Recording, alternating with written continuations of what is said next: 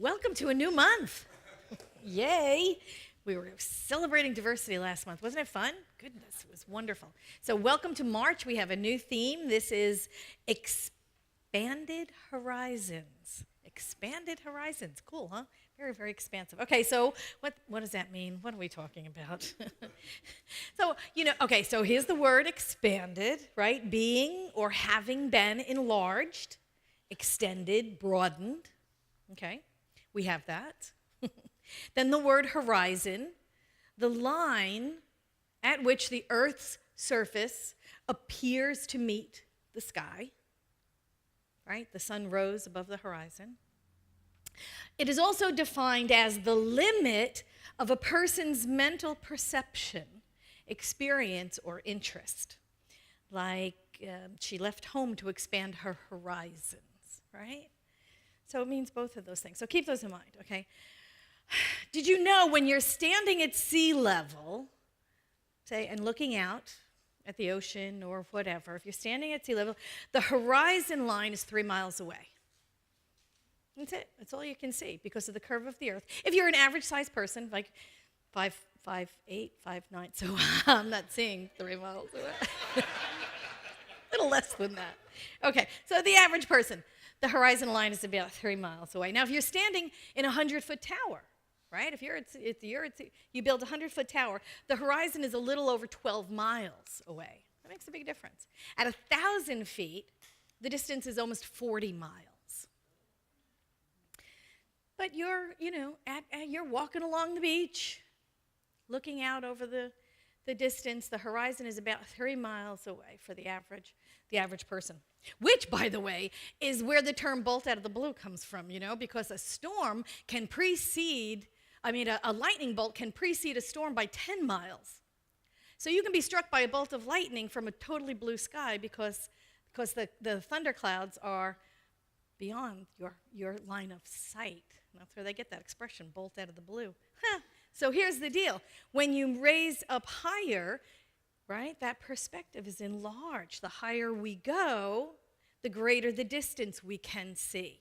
The higher the perspective, the broader the vision. So at some point we raise up, we have a God's eye view, don't we? We have a God's eye view of life. Ernest Holmes said this. He said, "The earth and the sky do not meet. The railroad tracks do not come together in the distance. Any horizon is merely the limit of our present vision." And so we must destroy this argument. We must recognize it arises out of a false belief. We need to know there is no lack, there is no want, there is no limitation in the reality of ourselves, and that reality is a present experience right now. We must recognize that any adverse argument to this is neither person, place, nor thing. It has no power of its own. It is not the law of our lives. See, we limit ourselves by our five senses. That's what we have to rely on, and our five senses limit us.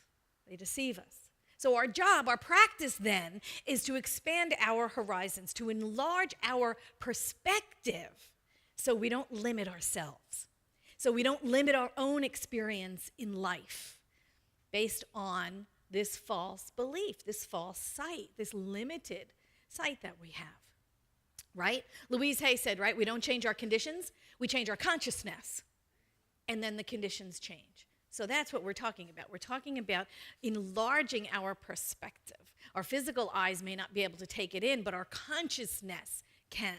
Ernest Holmes said, form is entirely the realm of effect. Form is entirely the realm of effect. Form comes and goes, but not self-knowing. Form is within the formless. Form is not an illusion, even when it's in the form of a disease, but it represents a false conclusion. It's as real as it's supposed to be. It's as real as it's supposed to be, but it's not the truth of us. That's what he's saying. It's as real as it's supposed to be. We're not going to deny matter, right?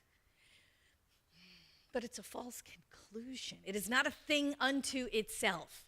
It comes and goes. Form comes and goes. Spirit inhabits form and abandons form all the time. It's a false belief in the human. And when the belief becomes aligned with truth, then that is what flows into the condition, right? We know that. That's what we talk about when we talk about affirmative prayer. We align ourselves with the truth that always exists. The truth always exists. So what we do with prayer is we align ourselves with that truth, and then that is what flows into the condition, transforming the conditions around us. Ernest Holmes went on to say this: most important to remember is that there is no God supervising a human kingdom. Yeah, get over that, right? There is no God supervising a human condition. There is no law of nature higher than another law of nature. Nature is not in conflict with itself. Nature is one system. God is one, right? Core concept one. God is one. Existence is one. Therefore, spiritual mind treatment, our form of affirmative prayer, deals with disease or any other undesirable experience, I just want to read it so I don't get it wrong, not as an unreality in experience, but as a wrong arrangement of things, largely the result of our own thought. And thought, rightly then arranged, will automatically rearrange the conditions. On the basis of mind and matter are equal and interchangeable. That last part is kind of important. Based on the fact that mind and matter are equal and interchangeable. This is how affirmative prayer works. This is how we do that. We align with the truth that has existed forever, and then that truth then outpictures according to our predominant thought. Phineas Parkhurst Quimby. All right, who's the foundations class people? Raise your hands. You know this, right? Okay. Phineas Parkhurst Quimby, he's kind of like the grandfather of New Thought. He said this, he said, mind is matter in solution and matter is mind in form. That's all that there is energy, either in form or out of form. Mind is matter in solution and matter is mind in form. They are equal and interchangeable. So in order for us to expand our horizons, to think of a greater good for ourselves, we have to then align ourselves with this good that exists. The good exists all around us. We may not see it with our eyes. We may not smell it with our nose. We may not hear it with our ears. Those five senses we have are limited. But we know we are surrounded and we're immersed in this limitless potential. And so it is up to us to expand our consciousness to embrace a greater good for ourselves far and wide. That took me that long to get to the talk title. So today's talk title is Far and Wide. And isn't that what we desire for ourselves, really? We desire a greater idea of life for ourselves. We desire a greater idea of good for ourselves. So we experience life, we accomplish a goal, we set for ourselves, and then what? And then what? You know, we rest on our laurels a bit, don't we? But there's always another goal. There's always something else. We move on, don't we? We move on. I mean, we always talk about people come here. It's like, what is my purpose? Why am I here? Oh, tons of reasons. Tons of reasons. You don't have one and only one thing to achieve. I mean, God forbid. Think of all those 14-year-old gymnasts that have gold medal winners, and then that's it for the rest of their lives. No, there's another goal after that. There's another goal, and yet another goal, and another goal. You're not here for one and only one purpose. You're here to do what you do individually and uniquely that nobody else can do. We continue to grow. We continue to expand. We continue to enlarge that perspective, don't we, on what is possible for our lives. And when we achieve one goal, well, there's another goal right after that. We close one door, we open another door. What's next? What is our next accomplishment? What is our next higher view of our lives? And that depends on our individual desires. How many people are in this room about? I don't know, 147? And 147? Really? Wow. Okay, so now you have 147 different individual desires, don't you? Are any two of us exactly the same? No, right? It's different. It's going to be 146?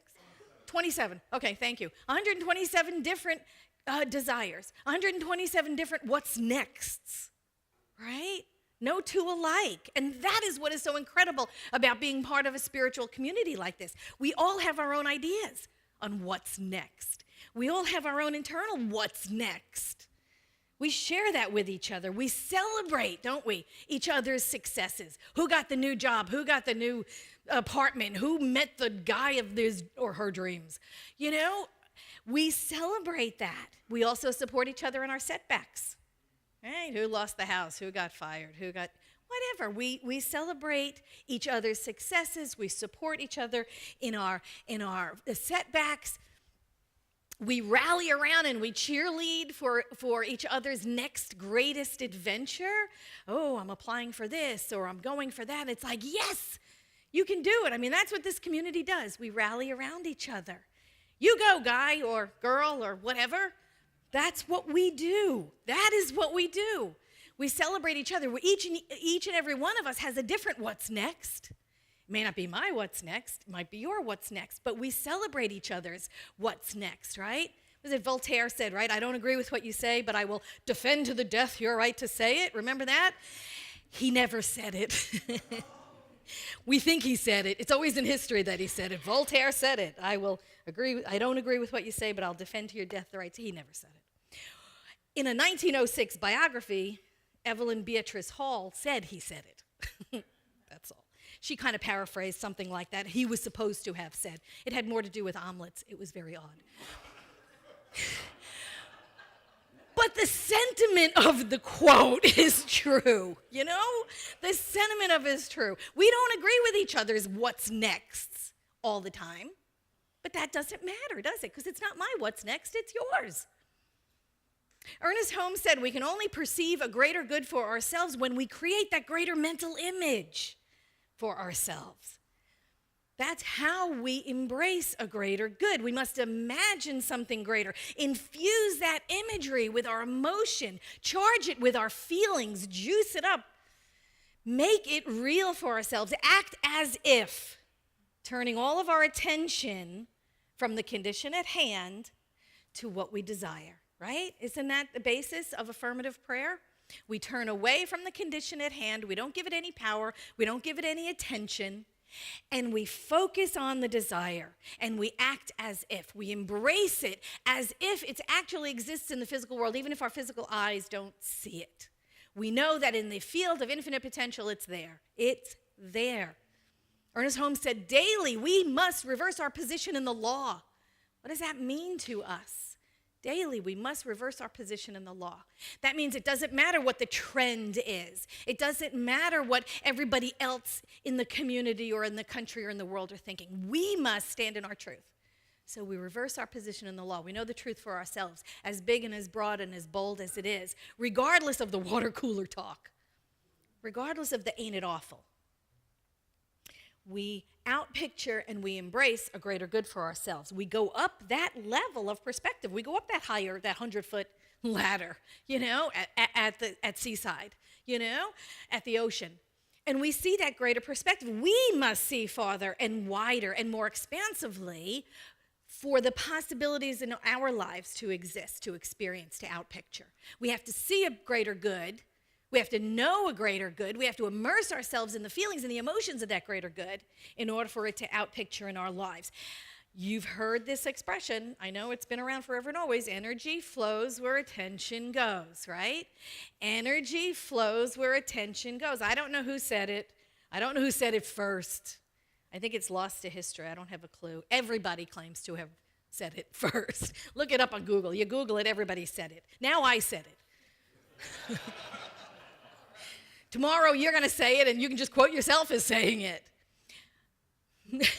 And you know, actually there's only one mind, so really, honestly, we did say it first. But when you're paying attention, you're really doing that. You are paying with your energy. You are paying attention to that thing, so that means you have bought it. You bought and paid for it with your energy. So where is your attention? If your attention is focused on, oh my God, ain't life awful? Isn't it terrible? Isn't it horrible? I'll never get that job. I'll never get that guy. I'll never get that house, whatever. That's where all your attention is going. That's what you're paying for. You're paying for that experience with your energy. chances are that's what's going to outpicture, because spirit outpictures according to your predominant thought. And if your predominant thought is is on what you don't want, the universe doesn't care, It just delivers that predominant thought. That's where all your energy is. So we're buying experiences every single time we focus on something over and over and over and over again. So if I'm focused on my fears and my faults and my shortcomings, anyway, my failures, my cannots, if I'm focused on my cannots instead of my cans, God, that sounds terrible. I got to figure out a better way to say that. That means I'm purchasing more of that. I'm purchasing more of the cannots.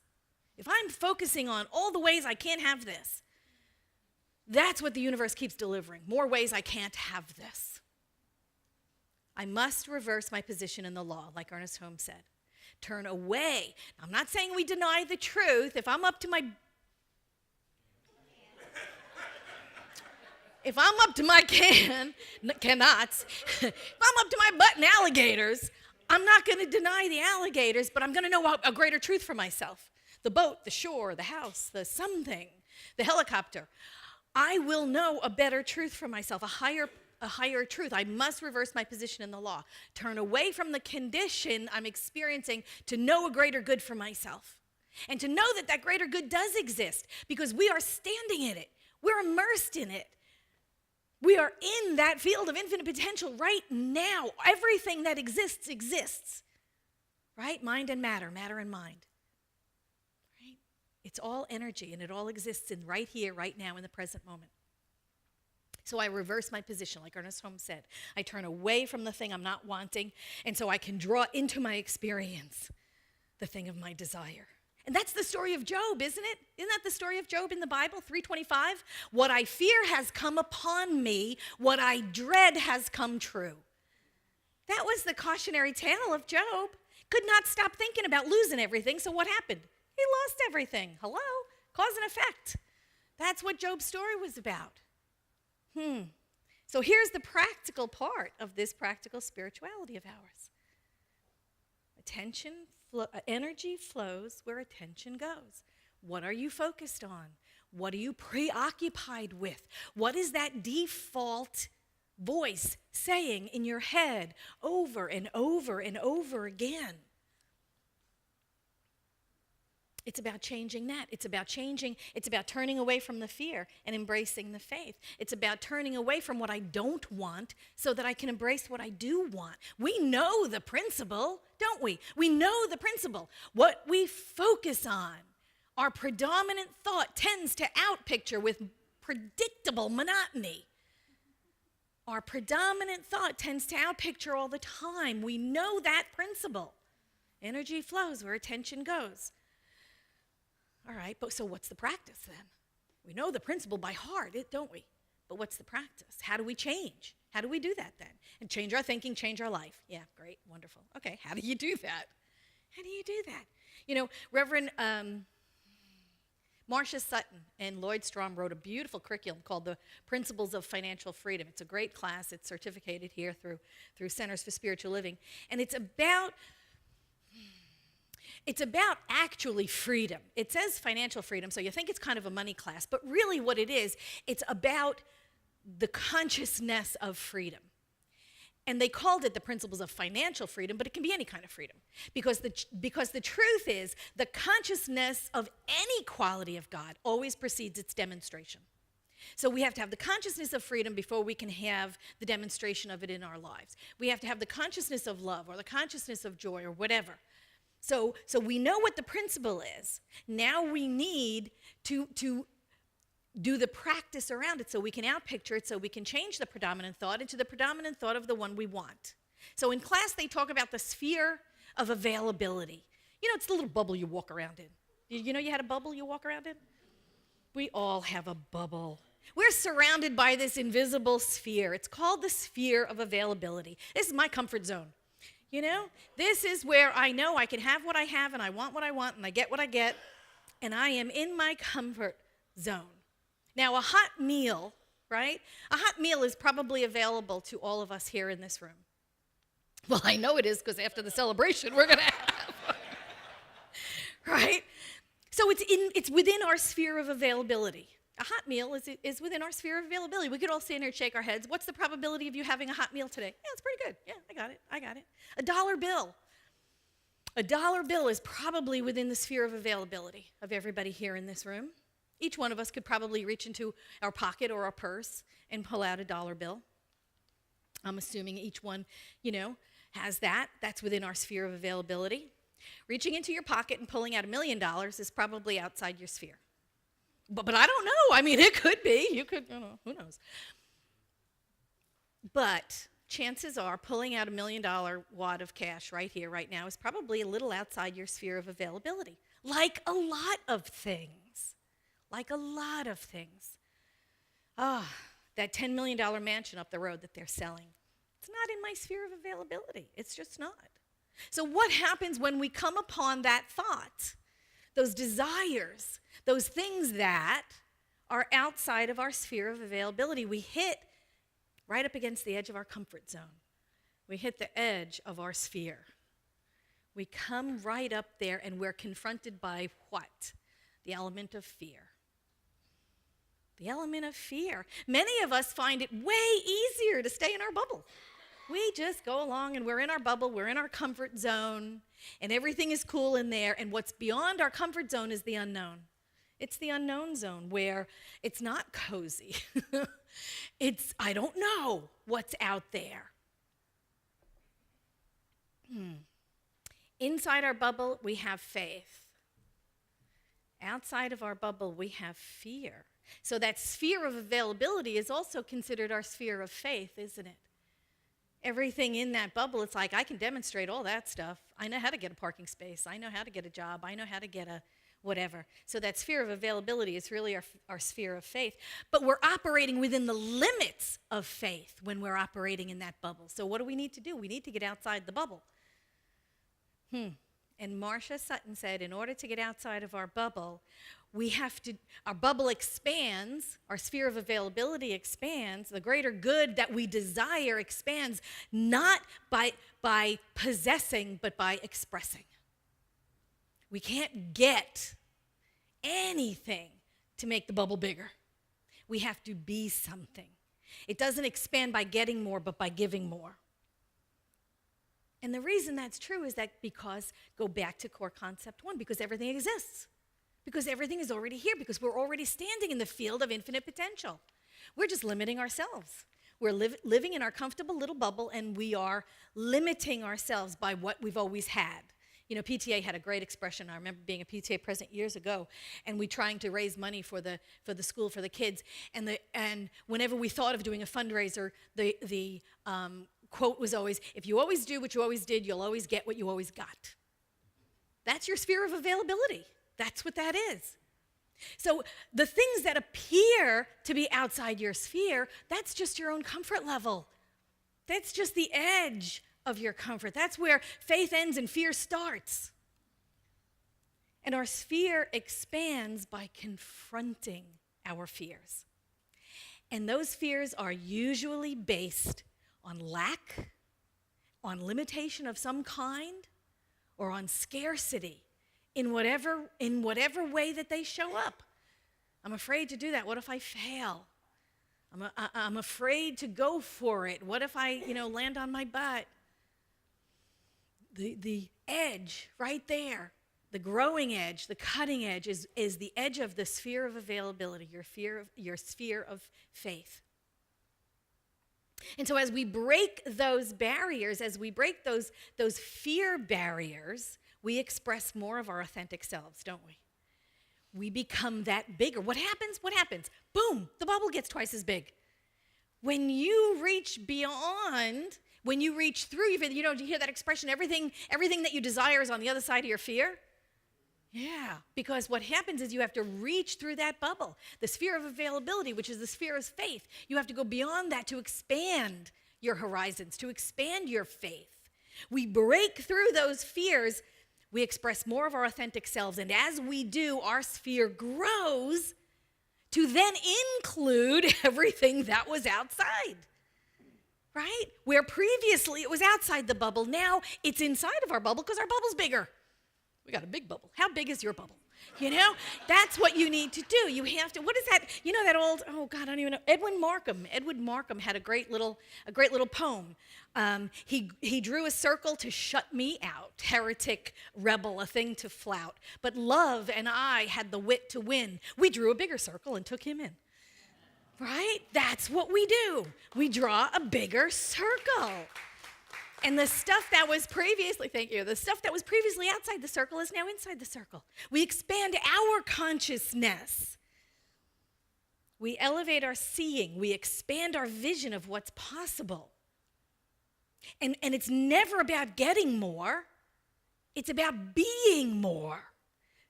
It's about being more because we press through the fear of limited thought. We press through the fear of lack and scarcity. We press through the fear of failure, whatever the fear is. We press through it. We go beyond our comfort zone. And then what happens? Boom, the comfort zone is huge. It's bigger. Our sphere is bigger. We expand our consciousness. We see farther. We're going up on that ladder at sea level, and we're seeing farther and farther. We expand our horizons. And Ernest Holmes said this. He said, how true is it that we do see as through a glass darkly or only in part? But to all of us, there come fleeting moments when our inward vision is opened and we seem to look out upon a newer and brighter horizon. All nature awaits our recognition, and even the divine spirit must await our cooperation with it. Today, my eyes are open more widely, and I look out upon a broader horizon. Across all the experiences I may have had, which were limited or unpleasant, I now see the rosy hue of a new dawn. Letting go of that which is little, I now enter a larger concept of life. Dropping all fear, I entertain faith. That was Ernest Holmes in 365 Days Science of Mind. And that's what we're here to do, isn't it? For ourselves and for each other, to expand beyond our self-imposed limitations. Make that bubble as big as you can. Thank you.